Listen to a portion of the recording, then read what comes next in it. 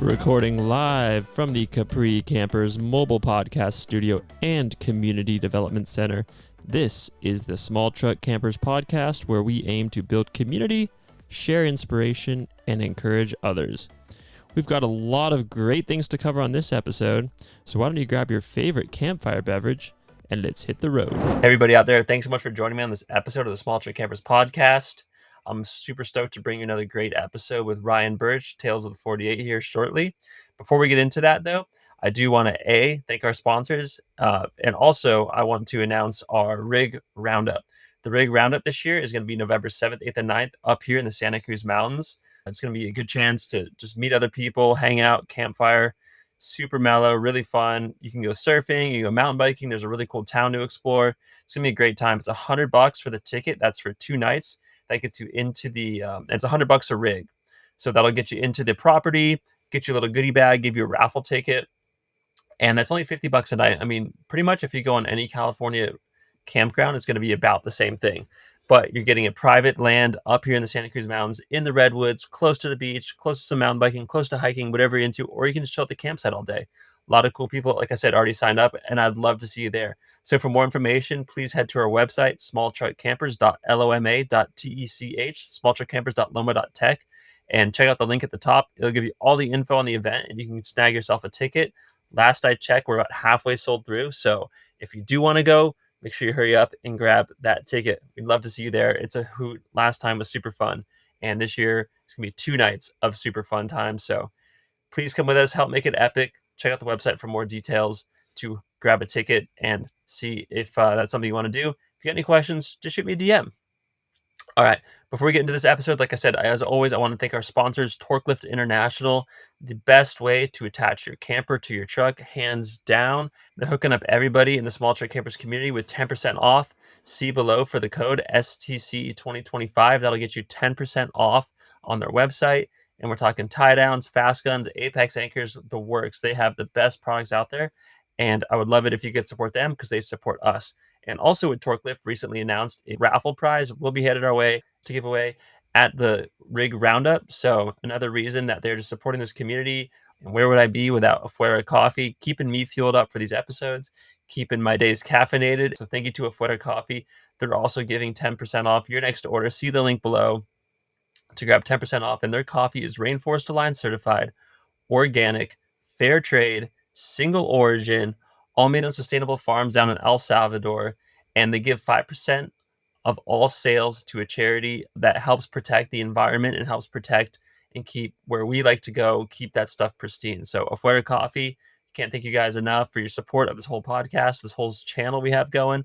And at the Rig Roundup, we're going to have an Afuera Coffee pop-up cafe, a little truck camper turned into an espresso bar. We're serving up fresh Afuera coffee for you guys to taste and check out, and just to taste some really good coffee. It's going to be awesome. And then lastly, Capri Campers, thank you guys so much. I'm recording this right now in the mobile podcast studio. And well, I got you here. I'm just going to give you a quick little tour of this thing because this is the Cowboy. It is small, but it's perfect for 1 to 2 people. Look at the craftsmanship here. I'm talking beautiful. I got the Dometic fridge, got the surfboard down there, got the wetsuit, and just beautiful craftsmanship. Got the sink, got some storage. Even comes with an AC unit, and this nice couch. And what I love about these things is these covers, window covers. They're all hand sewn in Texas, right down the street from where the factory is in Bluffdale, Texas. You can see the Rig Roundup poster there from last year. This year's poster is pretty cool. Thanks you guys so much. Love this rig. Love being able to come in here, hop on, do a podcast, and it's perfect for that. So thanks to Capri, thanks to Afuera Coffee, thanks to Torquelift International. And without any further ado, let's get into this podcast episode. My guest, Ryan Burch of Tales of the 48. I'd like to welcome Ryan Burch, and we'll get into his name and some coincidences there. But Ryan Burch from Tales of the 48, calling in from just outside of somewhere in Minnesota. We're not quite sure. He's camping, been on the road for about 7 weeks now. But Ryan, it's been a long time coming, man. Thanks so much for making time to finally hop on the Small Truck Campers podcast.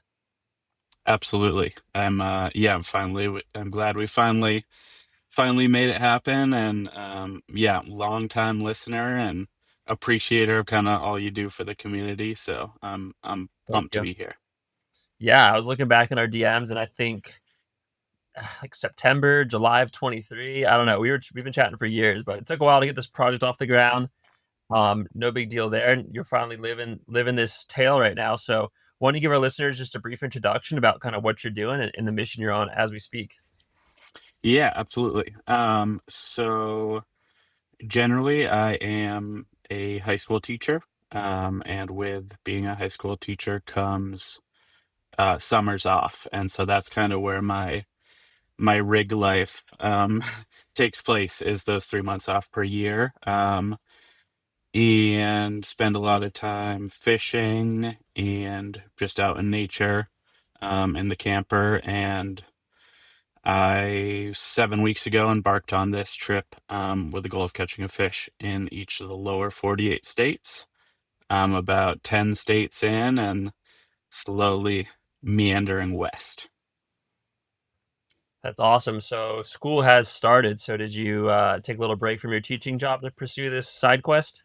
Yes, that's a good question. I would say I have found myself somewhere in between a year-long layoff and a sabbatical is where I'm at right now. So I will go back to school a year from now in 26. And due to just, education being a difficult place right now for institutions, it kind of came to the agreement that I'll take a year and pursue this and go back to my students fall of next year. So it kind of worked out um, best, mutually beneficial for both the school and myself. And um, yeah, I found myself with a really cool opportunity to pursue this for a full calendar year as opposed to just those 3 month chunks. So a lot of questions I got here for you, but let's just start with some easy ones, or maybe some hard ones. What A, how old are you? B, where'd you grow up? And then C, what inspired this trip you're on, this quest? Yeah, so I'm 32 years old, and I am born and raised in southern Vermont.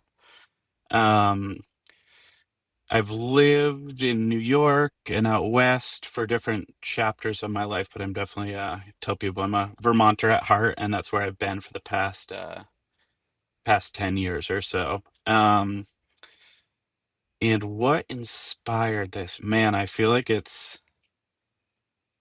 always one of those questions where in hindsight, you go back to all those childhood moments and childhood trips and um you're like, "Oh, wow, that's where the true seed of this started was where, when I was 9 years old on this trip." But I think for a lot of my teenage years and 20s, I've kind of been like collecting these moments of travel and of meeting people through fishing. Back in 2020, right at the start of the pandemic, I was actually in Brazil, and my friend's uncle, this guy Ennio, we had no shared language, and we spent a week on the beach fishing together. And it was like, I don't know, one of the most magical experiences of my life. We just shared passion and like literally nothing else in common.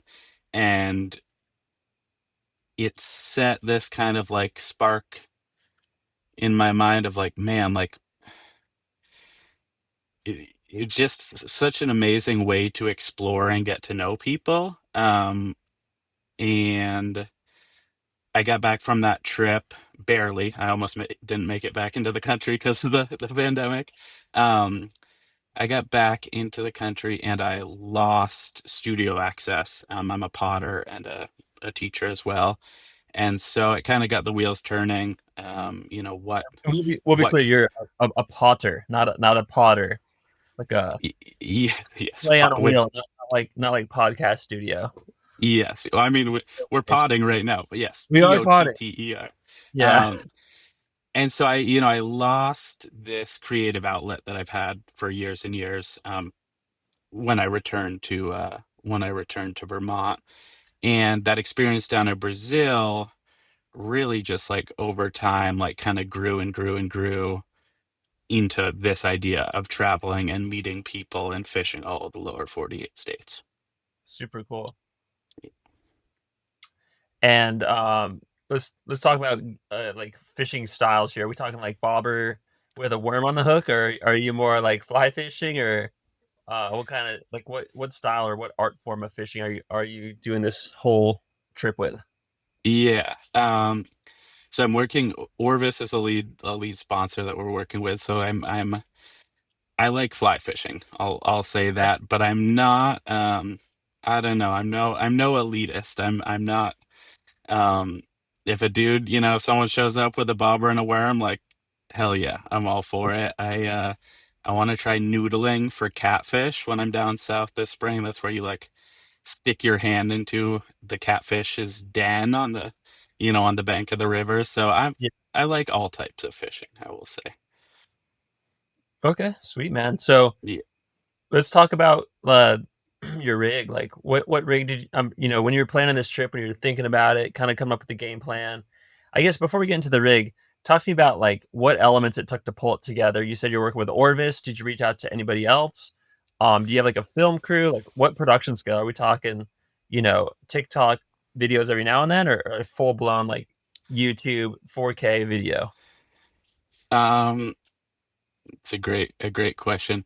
We we are definitely we're more on the run and gun side of things. We Okay. are filming in 4K, I will say, but we're not there's not a guy with a boom, everywhere that Yeah. I go. Generally, it's me and maybe one videographer. Um, and yeah, so we this idea came up in 2020, and I pitched some companies, and we're working with Orbis, we're working with Four Wheel. They're kind of our two main sponsors at this point. But just due to the nature of the trip and wanting to really prioritize like authenticity and true adventure, like have it be a trip that is for me and for my enjoyment, we're kind of on the lower side of the production scale, I would say. Okay. But I Yeah. I, I would argue that's where like the That's where the magic match. happens. Yeah. I was Exactly, actually exactly. I was talking to Sarah from Four Wheel Camper. She was down here with her husband Eric, and we were talking just how the videos on YouTube, like the ones that get the most like watches, aren't the most polished, highly produced videos. They're actually more like the raw, unedited, or like just like minimal editing style seems to get more of like engagement. And I think it's because people like if people want like a polished product, they can hop on like Hulu or like Paramount or like one of these like big companies. But I think people go on YouTube to like relate and to like understand. And when you break it down in that non like super high production style, I think people can really like gravitate towards it. It's pretty cool.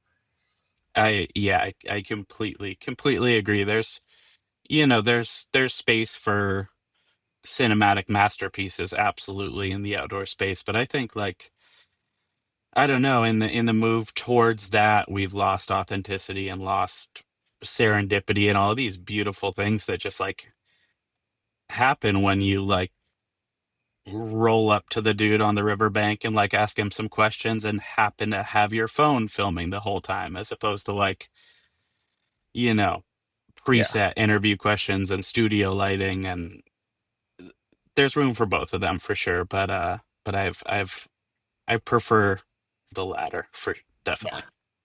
Agreed. So talk to me about pitching Four Wheel, and your name is Ryan Burch. Super funny. If you guys are listening to this podcast and you're also decently involved in surfing, you'll know there's a pro surfer by the same name, Ryan Burch, with the same spelling, who's also equally as creative and on his own little tangent for surfboard building. But talk to me about kind of Four Wheel Campers, how that partnership started, and how you're enjoying what kind of rig you got right now. Yeah. So it's definitely it's a really long, complicated story, but the very basic nuts and bolts of it are I was looking at a four-wheel camper Eagle out in Chicago, and it's 1,100 miles from where I live. So before I like sent this due to deposit, I really needed to make sure that it was gonna fit my truck and work weight wise. So I called Four Wheel and went to the service, voicemail, and I left a message. And I said, "My name's Ryan Burch. I'm looking at this X, Y, and Z camper with these options. Can you guys look up in your records and tell me how much it weighs and call me back as quickly as you can? This guy in Chicago is waiting on me." Yeah. And I get a call back like outside of business hours from Dan, who's the president, or at the time at least was the president of Four Wheel. And he thought that I was surfer Ryan Burch. And so, we had a huge, huge laugh about it. And I think that the backstory there is that pre-COVID, they had been working with him about potentially him getting a camper and surfing and filming out of it. So I think when I called and left a message, they assumed that it was me picking that thread back up. Um, and so, I found myself on the phone with the president of like one of my favorite brands in the entire world. And, um, I gave him my story and what I was hoping to do with the camper, and the rest is history. So I'm in it right now, actually. 2024 Fleet, with most of the options, I think. Yeah, I've got queen size bed, stove, sink, fridge, um, heater. It's You have a it's thermal pack on there too, I can see. thermopack. Yeah, good eye. Yeah. And it is sitting atop an O2 Tundra is the current configuration. Um, and yeah, I love it. It's I've had many different configurations over the years. Um, and there's always improvements, but like I do feel really dialed for the first time. Um, which is a feeling I've been chasing since I was like 16, trying to figure out how to live and camp out of a Subaru Impreza. So, um, it's pretty sweet. It's like the perfect middle ground between luxury and function, and I'm really hard on stuff. Like I drive it like a rental for sure, and it holds up to my abuse. So I very very fortunate. Yeah, it sounds like the perfect rig to hit the road on and fulfill this adventure. I mean, there's tons of rigs you could have chosen, and it just seems like a good match with what they kind of represent and kind of what you're trying to achieve. So, did you have the Tundra or did you have a Tacoma originally? Yeah, that's a funny part of the story too. Actually, I was looking through our text as well. I remember I called you, as well as many people, Stan from Four Wheel, freaking out like a year ago because it's another long story, but I totaled, according to Progressive, my Tacoma that I had at the time. And I had the camper, this beautiful state of the art, freshly built camper, and I found myself truckless. Oof. So I decided to go for a slightly more powerful truck. Um, Reliability is like utmost importance for me all the time, but especially on a trip like this. So I landed on the first gen Tundra, and it's it's been a dream. I love it. Nice. How was is it like four-wheel drive? Is it extended cab? Is it Yeah, so access it's cab? access cab with 6.5 foot bed, and then yeah, four-wheel drive. Nice. Yeah, yeah. It's it's beautiful. You could eat off the frame. It's like so clean, and living in Vermont, like a rust-free early 2000s Toyota is pretty rare to find. Generally, you have to like drive double digit hours or even hop on a plane to go find one. And when the whole thing happened with my Tacoma, this just kind of fell in my lap, and it was meant to be for sure. And it handles the fleet so well. I can, Yeah, you know, be doing 75, 80 on the highway, and I like don't even really know that it's there. that's awesome. Yeah. That's great. So you're into this trip 7 weeks. So how have the first couple of weeks gone? How has it been like camping? How's it been trying to find good fishing holes? Kind of talk to me about the experience and talk to me about the lead up to departing too. I know that's always exciting to anticipate these big trips we're about to go on. So Yeah, absolutely. So the lead up was definitely it was intense, I would say. Uh I'm not the strongest like life transitioner, like going to college for me was like really really kicked my ass. It was like a bit so overwhelming, and then like finishing college and getting into the job market. And so this past summer, I left my job of 10 years. I moved out of my house that I've lived in for the past 10 years and kind of compacted my life into um, living and producing a movie out of a little film studio on wheels. So the summer was a whirlwind. I fished less this summer before my departure than I ever have before, and kind of packed up my ceramics business as well, and hit the road August 7th, I think was my departure date. So it's been, yeah, almost 7 weeks now. And um, dude, it's been a dream. It's like, it's a really challenging but important time to be on the road, I think, like politically. And I don't know, it's so important right now to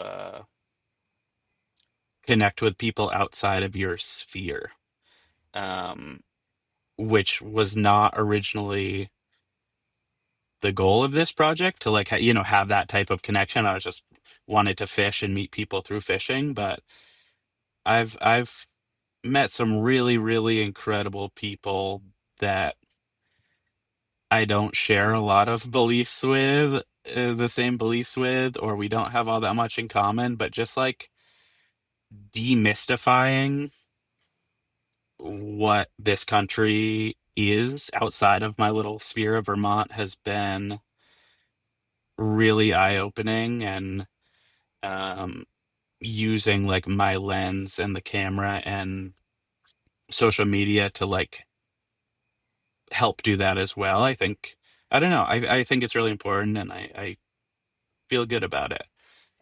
There's been hard days for sure. Life on the road it's glorified for sure, with all the influencer stuff, but um, overall, it's been really, really incredible. yeah, it's super.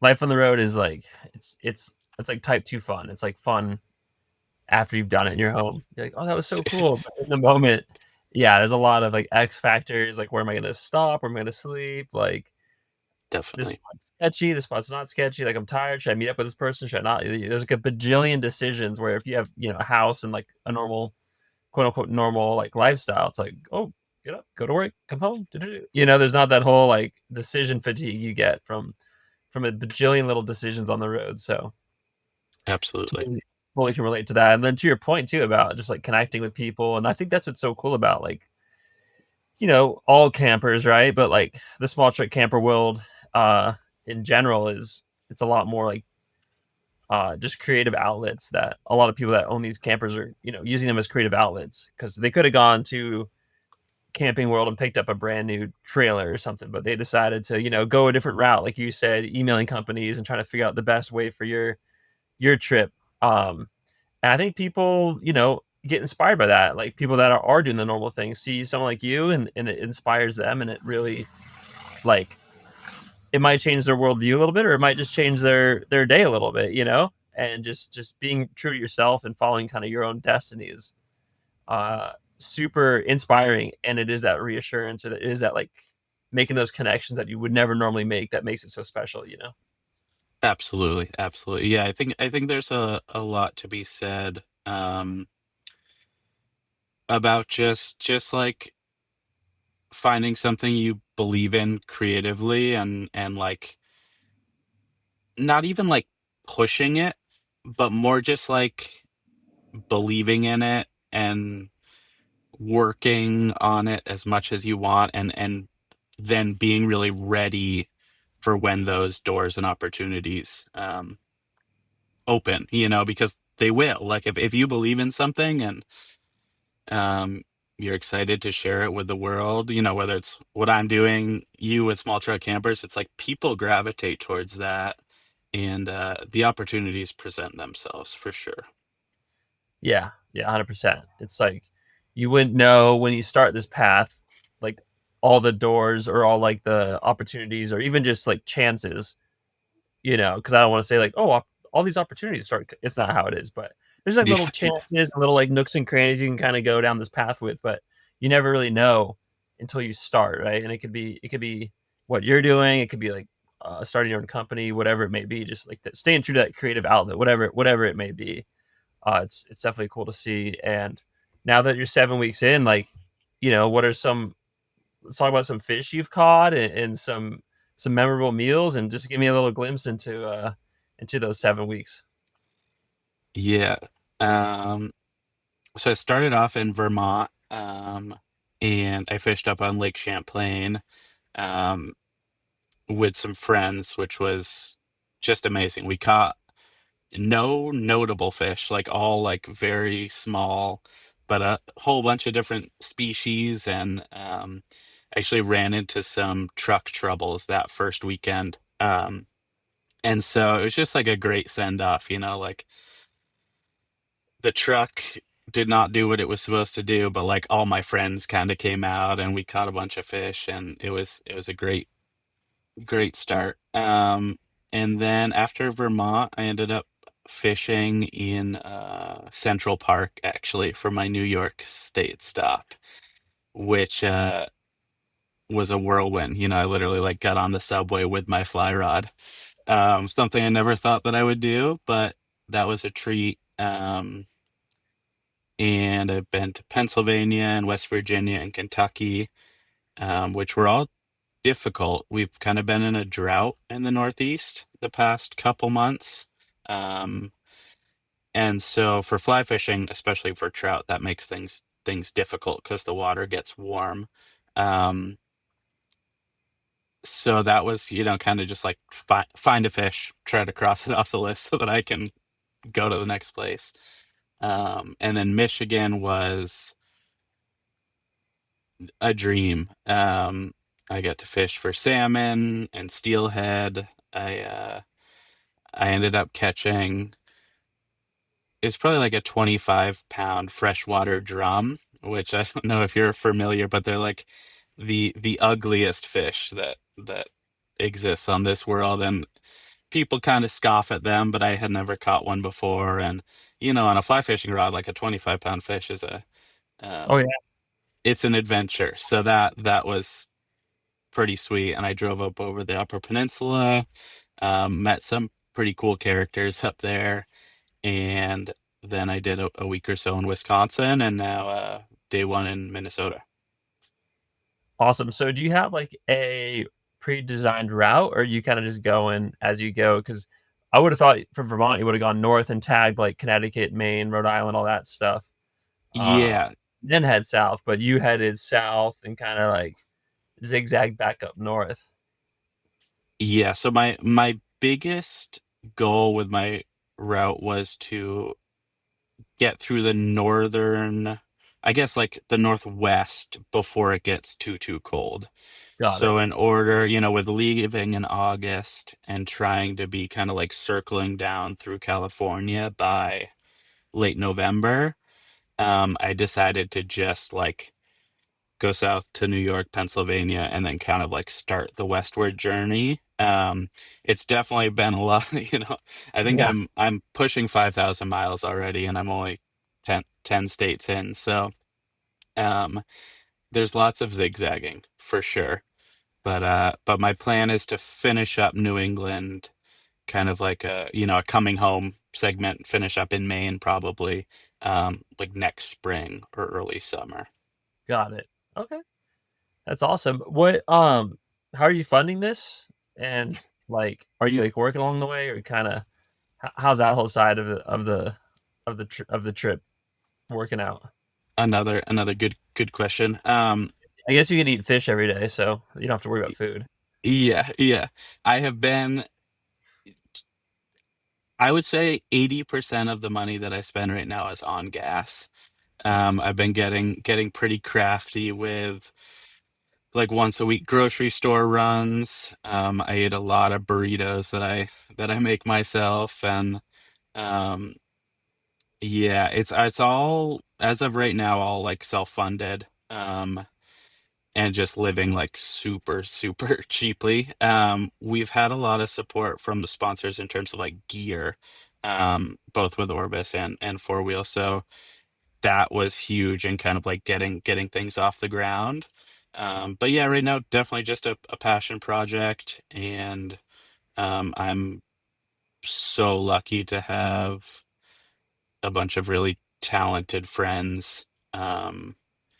That also believe in it as a passion project and are willing to come pay me a visit for a week or two here and there and film and edit and do all the graphic stuff and make t-shirts. And so yeah, we're low budget for sure, but we really kind of believe in what we're doing. And um it's been such a treat to uh collaborate on a big project like this with people I really care about. Oh yeah, that's incredible. What are you looking forward to? Like, are you looking forward to like catching a dreamfish at a certain spot? Are you looking forward to like casting a fly down like like what kind of is in your mind right now for what you have to look forward to? Because like you said, you're only 10 states in, right? So just getting started essentially, or kind of like it's still in the beginning. Yeah, yeah. There's definitely some fisheries and rivers and portions of the country that that have been on my bucket list. I've never fished the Florida Keys that I'm really excited for. And then the one region of the country I've never been to is the Pacific Northwest. And all of my friends that know me well, are just like, oh, dude, you're gonna not leave, it's gonna break you when you go there. So I'd say those two are probably one and two for me. um in terms of specific things, I don't know, I feel like all of the kind of like those best moments or like the magic of being on the road are all things that you can't really expect, people you stumble upon, situations you find yourself in. So I can't define those, but I'm pumped for more of that for sure. Oh yeah, that's true. All those things kind of happen, but for me it'd be like, oh, I can't wait till I like cast, with Yosemite in the background, or like I don't know. I haven't been to the 40 Keys. I can't really envision what that's like, but I know the fishing down there is phenomenal.